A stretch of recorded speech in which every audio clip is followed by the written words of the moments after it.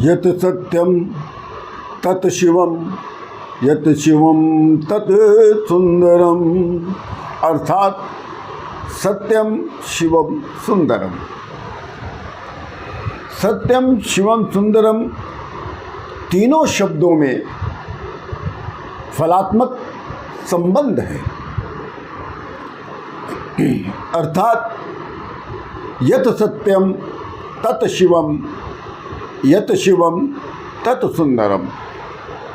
ऋषियों ने इस सत्य को केवल समझा ही नहीं, ऋषियों ने, ज्ञानियों ने सत्य को केवल समझा ही नहीं, बल्कि जीवन में उस सत्य का भरपूर प्रयोग भी किया।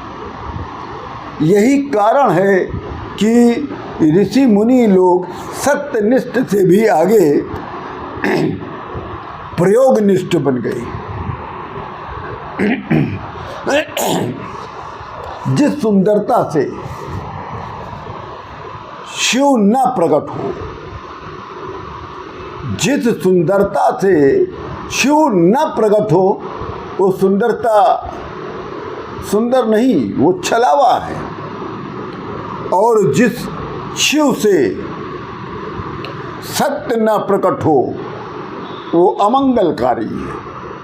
इसीलिए कहा गया है जो सत्य है वही शिव है, जो शिव है वही सुंदर है, और जो शिव है वही सुंदर है, और वही शिव तत्व से युक्त है। अर्थात जिसमें शिव तत्व नहीं, उसमें सुंदरता कदापि नहीं हो सकती। यस्मिन् शिव तत्वं नास्ति अपि नास्ति एव। सुंदरता तो वस्तुनिष्ठ ही है, जो कल्याणकारी है वही सुंदर है। पर जरूरी नहीं है महाराज कि सुखद चीज सुंदर ही हो, कि जो चीज से हमको सुख की प्राप्ति हो वो सुंदर ही हो, ऐसा आवश्यक नहीं है। क्योंकि भोग का सुख भ्रामक होता है और अंततः दुख वर्धक होता है। कष्टकर अभ्यास दीर्घकालीन सौंदर्य का बोध कराने में समर्थ है। अर्थात वो तप ही है जो सुंदर है। इसीलिए कहा गया है यत शिवम तत् सुंदरम। शिव शब्द में मंगल, कल्याण, उत्कर्ष, विकास, प्रगति सब कुछ समाहित है। इसीलिए तो शिव सुंदर है। विद्वान जनाति विद्वजन परिश्रम।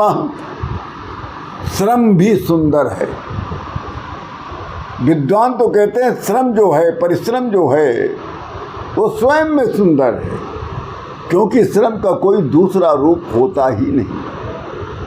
भीतरी प्रगति का भी प्रस्थान बिंदु जीवन मूल्य है। जीवत्व से ब्रह्म तत्व की ओर जाना ही आध्यात्मिक प्रगति है।